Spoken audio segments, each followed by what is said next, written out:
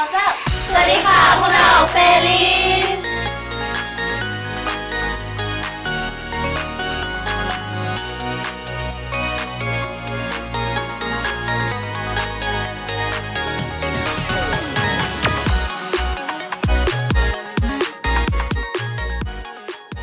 เหมือนจะเริ่ม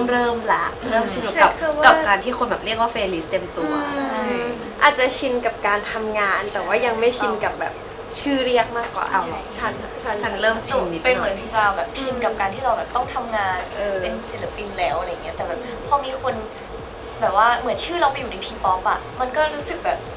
เอ๊ะนี่แบบล่าสุดมีแฟนเขาเดินมาเรียกว่าอันนี้ใครเฟลิสป่ะคะแบบเรามีนามสกุลใหม่หนูอายุแบบมากสุดเนาะก็คือเรียกได้ว่าผ่านแบบการฝึกซ้อมมาแบบ 4-5 ปีแบบเข้มข้นมากอะไรอย่างงี้ค่ะแล้วก็พอได้มีโอกาสได้มาออดิชั่นที่นี่อะไรอย่างเงี้ยค่ะก็ได้มาเจอกับพี่แกงส้มแล้วก็ได้เข้ามาแบบเทรนที่นี่พร้อมกับทุกคนเลยคือหนูรู้สึกว่าเหมือนหนูค่อยๆซึมซับแล้วค่อยๆชอบมันมากกว่าค่ะเหมือนแรกๆก็ยังไม่รู้แต่ว่าพอได้ทำได้ร้องได้เต้นอ่ะมันเหมือนเราก็เริ่มอยากที่จะแบบทำมันให้ได้มากขึ้นตั้งแต่จุดเริ่มต้นเลยค่ะเหมือนหนูออดิชั่นเพื่อเข้าไปเทรนใช่ไหมคะตอนแรกอ่ะหนูออดิชั่นไปโดยที่ยังไม่ได้มีความฝันขนาดนั้นก่อนค่ะแต่เหมือนพอเราได้ฝึกร้องฝึกเต้นแล้วมันก็เลยทำให้เราแบบเริ่มชอบสิ่งตรงนี้มากขึ้นค่ะจนแบบอยากทำให้มันสำเร็จแล้วก็บวกกับพอเริ่มรู้จักK-pop มากขึ้นอะไรเงี้ยค่ะเราก็เริ่มแบบอยากที่จะเป็นแบบเขาด้วยอะไรอย่างเงี้ยค่ะหนูก็ทำงานในวงการมาตั้งแต่เด็กๆเลยค่ะแบบตั้งแต่3 ขวบเริ่มแคสโฆษณาแคสซีรีส์แคสละครก็คืออยู่แถบนี้มาตั้งแต่เด็กแต่ว่าจริงๆแล้วอ่ะหนูมีความฝันตั้งแต่เด็กว่าอยากเป็นนักแสดงแบบตั้งใจทำงานสายนี้มากๆจนกระทั่งมีโอกาสได้เข้ารายการหนึ่งที่เป็นแข่งเต้นแข่งร้องเพลงก็เลยได้ลองสเต็ปอินเข้ามาทำสิ่งที่ตัวเองคิดว่าไม่เคยคิดว่าจะทำในชีวิตนี้คือหนูเรียนร้องเพลงเรียนตีกลองเรียนเปียโนเรียนที่เป็นดนตรีแต่ว่าไม่เคยเรียนเต้นเลยซึ่งการเต้นเป็นสิ่งที่หนูไม่ถนัดเลยค่ะคือเป็นสิ่งที่เลี่ยงมาตลอดเรียนทุกอย่างเรียนได้ยกเว้นการเต้นหนูจะเลี่ยงมันมาเสมอจนพอมันได้มีโอกาสทำก็เลยรู้สึกว่าโอเคฮึบทำในเมื่อมันมีโอกาสมาถึงเราขนาดนี้แล้วเราจะปล่อยโอกาสทิ้งไปได้ยังไงแล้วจนจบรายการหนูก็ได้มีโอกาสเข้า GMMTV แล้วพอเข้า GMMTV ก็เลยได้มาเจอเพื่อนๆทุกคนแล้วมันก็ยิ่งเหมือนแบบพอยิ่งมีหลายๆคนที่ทำสิ่งคล้ายๆกันมีเวชีวิตที่คล้ายๆกันมาตั้งแต่ก่อนหน้านี้มีแพชชั่นที่คล้ายๆกันมันก็เลยยิ่งทำให้หนูรู้สึกว่าโอเคตรงนี้เป็นสิ่งที่หนูทำแล้วเริ่มสนุกขึ้นเรื่อยๆก็เลยเป็นณตอนนี้ค่ะหนูหยุดเรียนเยอะมากเพื่อมาทำตรงนี้ค่ะแต่ว่าพอมองย้อนกลับไปแล้วสิ่งที่ได้กลับมามันเยอะมากกว่านั้นเพราะว่าหนูได้มีโอกาสทำงานกับผู้ใหญ่เยอะมากแล้วมันทำให้หนูโตขึ้นเร็วกว่าเพื่อนคนอื่นๆมากๆมันมีคำหนึ่งที่พี่คนหนึ่งในราชดาลัยเคยพูดกับหนูว่าพูดว่าเนี่ยในเมื่อเราอยู่ในสังคมของผู้ใหญ่การรับมือกับปัญหาทุกอย่างที่เราเจอจะต้องเป็นผู้ใหญ่จะมาร้องไห้แบบเด็กไม่ได้คือณตอนนั้นหนูก็จำไม่ได้ว่าเจอเรื่องอะไรแต่คือน่าจะเป็นปัญหาสักอย่างแต่ว่าวิธีรับมือเราต้องเป็นผู้ใหญ่ได้แล้วทั้งที่ตอนนั้นหนูอายุแบบ10 กว่าขวบของหนูอาจจะยาวนิดนึงหนูก็ร้องก็เต้นมาตั้งแต่เด็กเหมือนทุกคนเลยค่ะแล้วก็ตอนเด็กเราชอบ K-pop หนูก็เลยออดิชั่นเยอะมากๆเลยค่ะตอนเด็กคือหนูว่าแบบหลายสิบที่หลาย10 ครั้งหนูว่ามีแบบถึงไม่รู้ถึง50หรือเปล่าครึ่งร้อยก็คือออดิชั่นเยอะมากๆแล้วก็มีโอกาสได้แบบเข้ารอบไปเยอะเลยค่ะมีโอกาสได้ไปที่เกาหลีแป๊บนึงด้วยแล้วก็มีโอกาสอีกหลายๆครั้งที่แบบได้ออฟเฟอร์ให้ไปเทรนที่เกาหลีนะแต่ว่ามันประจวบเหมาะกับช่วงที่หนูเข้าบริษัทเก่าคือนาดาวบางกอกค่ะตอนนั้นเข้าในโปรเจกต์นาดาวอะคาเดมี่ไปเป็นเทรนนีฝั่งนักแสดงซึ่งตอนแรกหนูร้องเต้นมาตลอดแล้วหนูไม่ได้คิดว่าหนูจะต้องมาแสดงเลยแต่กลายเป็นว่าพอเขาส่งเราไปเรียนแล้วเราชอบมากก็คือแบบชอบมากๆแล้วก็ไปหาเรียนต่อเองด้วยแบบเยอะมากๆเลยค่ะแต่ก็พอนาดาวปิดไปหนูอยู่ประมาณ2 ปีครึ่งแล้วก็ได้มาเข้า GMMTV ค่ะก็อันนี้ปีที่3 ปีที่ 3 แล้วกำลังจะ3 ปีค่ะก็เหมือนทำด้านการแสดงมาเรื่อยๆแล้วก็หนูชอบการแสดงมากๆเหมือนกันจนตอนแรกก็คือหนูทิ้งไปแล้วแหละร้องกับเต้นเพราะรู้สึกว่าอุ๊ยเราเจอฝั่งที่แบบอุ๊ยมันใช่อ่ะแล้วเราก็ไม่ต้องมานั่งแบบผิดหวังซ้ำแล้วซ้ำเล่าเหมือนแบบพาร์ทไอดอลอะไรเงี้ยค่ะเพราะว่าก่อนหน้านี้ก็ได้ไปแข่งรายการเดียวกันกับพี่แคนเหมือนกันแล้วก็รู้สึกว่าแบบมันก็ผิดหวังอีกแล้วอะคือเหมือนตอนแรกอะหนูรวบรวมความกล้านั้นมาที่จะกลับไปแข่งแล้วก็รู้สึกว่ามันก็ไม่ใช่อีกแล้วอะไรเงี้ยก็เลยคิดว่าจะไม่ได้กลับมาทำไม่คิดว่าโอเคเดี๋ยวเรากลับมาโฟกัสงานแสดงนี่แหละแต่เหมือนมันก็เป็นสิ่งที่ติดในใจว่าแบบมันทำเท่าไหร่ทำกี่ร้อยกี่ครั้งก็ไม่สำเร็จสักทีนะคะแต่ว่าเมื่อปีที่แล้วพี่แกงเรียกมาคุยค่ะว่าแบบอยากให้ลองมาออดิชั่นโปรเจกต์เกิร์ลกรุ๊ปที่กำลังจะทำอยู่ตอนแรกหนูคิดนานมากคือหนูว่าหนูจะไม่เอาแล้วหนูว่าแบบหนูรับไม่ไหวแล้วแน่ๆถ้าเกิดว่าแบบหนูไม่ได้อีกแล้วหนูต้องมานั่งร้องไห้อีกแต่ก็คิดว่าถ้าไม่ลองมันก็คือแบบ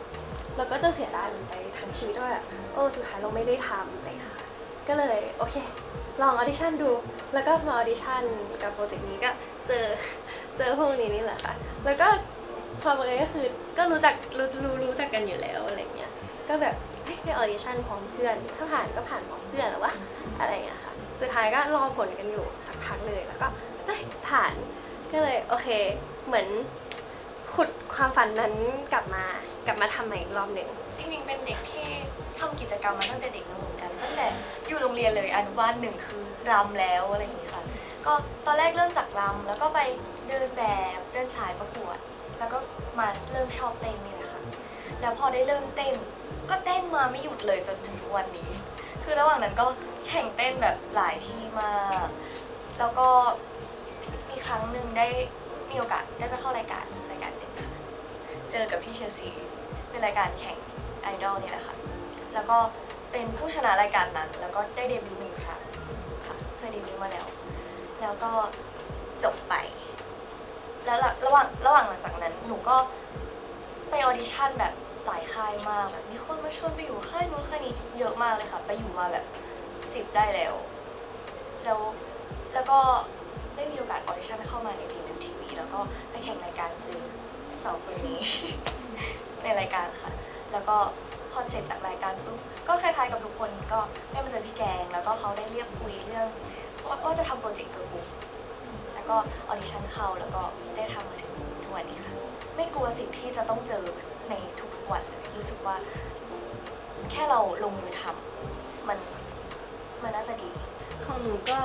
คล้ายๆกับของที่ทีมค่ะก็คือหนูเป็นเด็กกิจกรรมมาตั้งแต่เด็กๆเลยหนูต้องบอกว่าตอนเด็กๆหนูเป็นคนที่แบบค่อนข้างจะเรียบร้อยมาก เพราะว่าหนูเริ่มมาจากการเรียนรำ แซมเป็นคนเดียวที่พูดคำว่าเรียบร้อยแล้วฉันไม่เชื่อ ตอนเด็กๆไง อยากเห็น อ๋อตอน เพ เด็ ล ก งตอนเด็กเลยอะ เป็นคนที่เรียบร้อยมากแบบว่าคือเริ่มมาจากแบบเรียนรำเหมือนพี่พีมเลยก็คือหนูเรียนรำหนูตีขิมทำทุกอย่างที่เป็นความแบบเป็นแบบผู้หญิง ไทยที่ก็ต้องทำกันอะ เหมือน ไหน สาว โชว์ ไทย รำให้ดูหน่อย มันก็จะเป็นแบบอะไรอย่างนี้ มืออ่อนเนี่ย อะไรอย่าง แต่ นี้ ตัวก่อนอย่างแรก แล้วทีนี้พอหนูได้เริ่มรำในหลายงานได้ประกวดหลายๆงาน ได้เรียนตีขิมอะไรอย่างนี้หนูก็แอบรู้สึกว่ามันยังไม่ใช่ทางเพราะว่าลายมันเริ่มออกเราเริ่มรู้ตัวแล้วว่าเราไม่ใช่คนที่เรียบร้อย เราไม่สามารถที่จะแบบเราไม่สามารถที่จะนั่งอย่างเงี้ยนิ่งๆได้ตลอดเวลาหนูทำไม่ได้ หนูก็เลยแบบว่าเริ่มแบบมองหาหลายๆอย่าง แล้วทีนี้โรงเรียนหนูตอนหนูอยู่ประถมเขาก็จะมีเหมือนกับกิจกรรมให้เต้นก่อนเริ่มเรียนอะไรเงี้ยหนูก็ไปทุกเช้า ปกติกับบูด แต่ก็เต้นก่อนเริ่มเรียน ใช่ เพิ่งเคยได้ยินเลย คือหนูไปเต้นทุกเช้า เพราะว่ามันสนุกมากได้เต้นกับเพื่อนได้แบบอย่างเงี้ยอะไรอย่างนี้ มันก็เลยเริ่มเหมือนกับเป็นการเปิดทางว่าโอเค การเต้นมันอาจจะเป็นสิ่งที่ทำให้เราแบบมีความสุขอะไรอย่างนี้ บวกกับตอนนั้นคือเป็นช่วงที่แบบเคป๊อปดังใหม่ๆแบบแบ็คพิงค์ดังใหม่ๆก็คือหนูแบบเป็นติ่งมากแล้วหนูก็อยากเต้นตามเขาให้ได้หนูอยากเป็น กว่าจะรู้จักแบ็คพิงค์ก็นานเหมือนกัน มันเลยเหมือนกลายเป็นแบบจุดเริ่มต้นให้แซงเข้าวงการเคป๊อปแล้วก็แบบว่าเราอยากเป็นเหมือนเขาอะเราอยากเป็นเหมือนแบบพี่สวยๆทุกสเตจที่เขาไปอะไรอย่างนี้ ก็เลยขอพ่อไปเรียนเต้น แล้วก็ มีโอกาสได้ไปเรียนเต้นแล้วก็แบบเป็นเทรนนีอยู่ค่ายหนึ่งอะไรอย่างนี้แล้วเราก็ออกมาแล้วเราก็คิดว่าเราลองแบบไปทำอย่างอื่นดูดีกว่า เช่นแบบสถาปัตย์ก็เลยคิดว่าโอเคเราจะไปสถาปัตย์เต็มตัวแล้วสุดท้ายแล้วมันก็มีประกวด Thailand School Star เข้ามาด้วยความที่มันยังคงมีความแบบเป็นสายเต้นในใจมันก็เลยแบบว่ามาลองอีกสักรอบเราลองไปประกวดอีกรอบเราก็ประกวดเข้าไปแล้วก็ไปแข่งโดยการเต้นแล้วเราก็ผ่านเข้ามาแล้วก็ได้มาทำตรงนี้ คือหนูก็เริ่มเต้นมาก่อนเลยแต่หนูจะเต้นแตกจากเพื่อนนิดนึงก็คือหนูจะเริ่มเป็นบัลเล่ต์แบบเต้นบัลเล่ต์มันนานมากแบบเป็น10 ปีจนพอช่วงแบบว่าประถมที่แบบว่าเคป๊อปบูมมากจริงๆเนี่ยค่ะช่วงนั้นเราก็มีความฝันนะเรามีความรักความฝันไม่ใช่ความฝันเอาความรักต่อศิลปินก่อนคือเราชอบวงหนึ่งเอาพูดเลยละกัน17แล้วแบบว่าเรามีความฝันที่ไม่ใช่ความฝันจริงเราเหมือนเราคิดเฉยๆว่าฉันอยากอยู่บนเวทีเดียวกับเขาฉันอยากไปยืนแบบตรงนั้นแบบเขาบ้างอะไรอย่างเงี้ยค่ะตอนนั้นก็เลยเริ่มมีความฝันด้านการเป็นไอดอลเข้ามาเป็นศิลปินแต่ด้วยความที่หนูเต้นมาอยู่แล้วด้วยก็เลยยิ่งเต้น cover เข้าไปใหญ่แบบแกะกลับบ้านไปแกะทุกเย็นก็คือช่วงนั้นอะเปิดมันจะมี random ใช่ไหมคะ random K-pop อย่างเงี้ยหนูเปิดทุกกลางวันกับเพื่อนแล้วหนูเต้นได้ทุกเพลงจนแบบว่าพอการเต้นนี่แหละค่ะแบบว่ามันก็เราก็ไปหาเรียนเต้นใช่ไหมคะตอนนั้นเราก็เลยเลิกบัลเล่ต์ไปเพราะเราได้ทางนี้แหละแล้วประจวบกับเราไปรายการนี้ด้วยก็เลยเราน่าจะมาทางนี้เต็มตัวแล้วเราก็เลยหยุดบัลเล่ต์ไปแล้วพอมาเข้ารายการเนี้ยเราก็รู้สึกว่าเราน่าจะอยากอยู่ตรงนี้จริงๆอยากอยู่ในวงการอะไรอย่างเงี้ยค่ะแล้วก็โอเคพอจบจากอันนั้นมาหนูก็ได้มีโอกาสเป็นแดนเซอร์ของศิลปินอะไรอย่างเงี้ยค่ะเป็นแบบปี2-3 ปีเลยอะค่ะจนแบบว่าหนูแบบว่าดรอปโรงเรียนแล้วออกมาทำเต็มตัวตอนนั้นหนูก็เกือบจะทิ้งความฝันที่อยากเป็นศิลปินไปแล้วเพราะว่าตอนที่เป็นแดนเซอร์ก็รู้สึกว่าทุกอย่างดีแล้วก็ลงตัวมากๆสำหรับตัวเองแบบแฮปปี้จนแบบว่าศิลปินเราก็โอเคนะบายบายก็ได้อะไรอย่างเงี้ยแต่พอเราได้เข้ามาใน GMMTV แล้วก็รู้สึกว่าฮึดเอาอีกสักรอบว่ะที่จะแบบอยู่เป็นศิลปินเป็นนักแสดงอะไรอย่างเงี้ยค่ะแต่จริงๆเขาว่านักแสดงเนี่ยไม่ได้มีเข้ามาในหัวหนูเลยจนได้เข้ามาที่นี่ค่ะก็เราได้เล่นซีรีส์แล้วก็ก็เป็นอะไรใหม่ๆดีในชีวิตแล้วก็รู้สึกว่าอาจจะดีเนาะสำหรับตัวเองอะไรอย่างเงี้ยค่ะก็เหมือนได้เจอมุมใหม่ๆแล้วก็พอพี่แกงคุยเรื่องโปรเจกต์นี้ก็เอาค่ะหนูไม่คิดเลยตอนนั้นก็รู้สึกว่าเอาเลยค่ะพี่ช่วงแรกๆจะวุ่นวาย เหมือนทุกคนแบบสมมติเรื่องการเต้นเนี่ยเต้นเหมือนกันนะคะเต้นได้ทุกคนแต่เต้นคนละสำนักแบบมากันคนละทิศคนละทางคนหนึ่งฝั่งนี้ฝั่งนี้แยกกันแบบเป็นดาวกระจายเลยอะตอนแรก ใช้เวลาสักพักกว่าเราจะจูนอินเรื่องเล่นการเต้นกันได้เหมือนกัน มันลงตัวกว่าที่คิด ใช่ ตอนแรกก็แบบทุกคนเต้นคนละทิศคนละทางจริงๆค่ะ ดีวันแบบโอ้ my god เดวันมันไม่เข้ากันเลย เสียงร้องเพลงด้วยกันก็ไม่เข้ากัน ทุกอย่าง มันไม่มีอะไรเข้ากันเล ใช่ ย แบบสไตล์การแต่งตัวทุกอย่างแบ บุ บ คลิกด้วยตอนแรก มองทุกอย่างแล้วก็มันจะ ได้ใช่ไหม ใช้เวลาปรับกันนานแล้วกว่ามันจะลง หนู ตัว ว่าสักพักเดือนอยู่นะ เป็นเดือน กว่าเราจะ อยู่อะ ดูเป็นก้อนเดียวกันอะ เหมือนพอยิ่งผ่าน พอเริ่มสนิท ข่าวด้วย ขึ้นพอเริ่มสนิทกัน ใช่ ด้วย พอเริ่มสนิท แล้วก็สนิทกับร่างกายและเสียงเพิ่มขึ้นด้วย มันก็เลยเริ่มแบบว่าแบบเป็นรูปเป็นร่าง ใช่ เป็นร่าง ภาพหนูว่าไม่ต่าง ภาพไม่ต่าง แต่ความ ความ รู้ ก สึ ดดัน ความกด ความ ดัน กดดันในใจเรา ใช่ อาจจะต่างนิดนึงค่ะ เพราะว่าด้วยความที่เราชื่อมันก็บอกนะว่าเป็นรูกี้อย่างเงี้ยเราก็ยังเป็นเด็กใหม่ ใช่ เรายังเป็นเด็กที่สามารถลองผิดลองถูกได้อะไรเงี้ยแต่ก็ไม่ควรผิดหรอกแต่ก็ แบบมันยังเป็นสนามให้เราได้ฝึกอยู่ ใช่ แต่พอเราเป็นเฟรลิสเราเป็นศิลปินจริงๆแล้วก็คืออิสระศิลปินแล้วอะมันไม่ใช่แค่แบบว่าเด็กฝึกแล้วอะไรอย่างเงี้ยค่ะ ไม่มี execution ใช่ เหมือนในความรู้สึกพอเป็นศิลปินแล้วมันไม่ได้มีพื้นที่ให้ความผิดพลาดขนาด ใช่ นั้นมันเหมือนตอนแรกที่เราเป็น Riser Rookie เราได้ลองทำแบบ หลายส ห ไต ลายสไต ล์ ล์มากที่เป็นเพลง cover ของพี่ในค่ายอะไรอย่างเงี้ยค่ะมีแบบทั้งน่ารักทั้งแข็งแรงทั้งเท่ทั้งเซ็กซี่แล้วเหมือนพอเราก็ถูกประเมินไปทุกๆรอบอะไรอย่างเงี้ยค่ะพี่แกงก็บอกว่าแบบเซ็กซี่นิดๆขี้เล่นหน่อยๆน่ารักนิด ดู นึ จะ ง ไป อาจจะ ได้ เป็น เป็น อาจจะ ไปได้ ดูเป็นคาแรคเตอร์ของเรา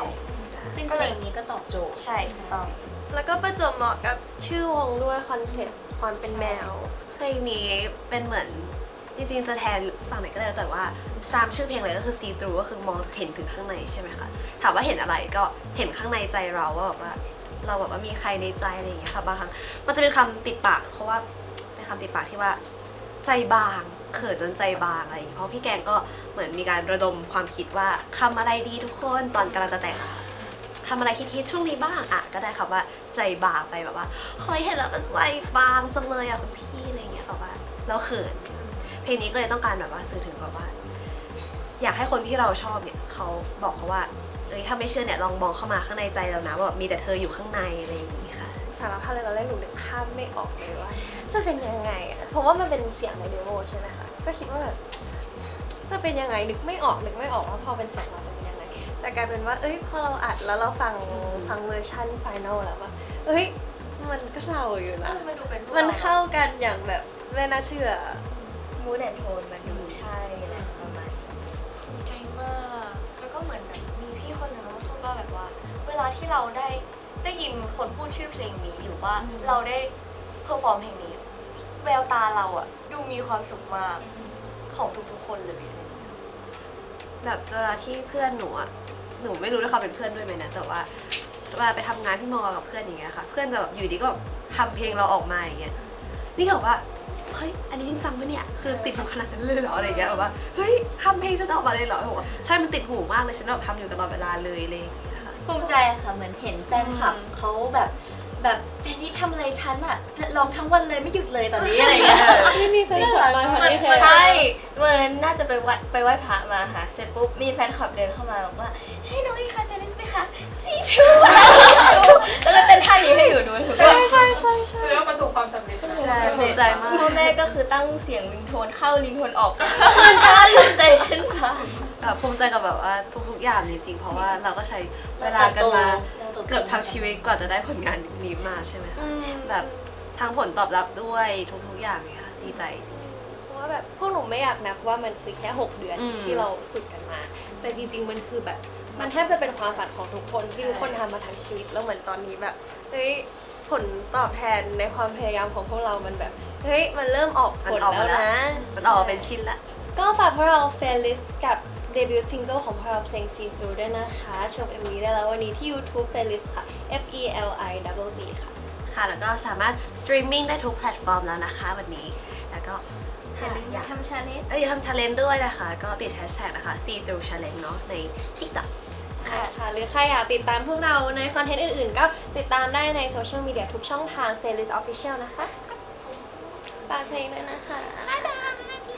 ขอบคุณค่ะ ขอบคุณค่ะ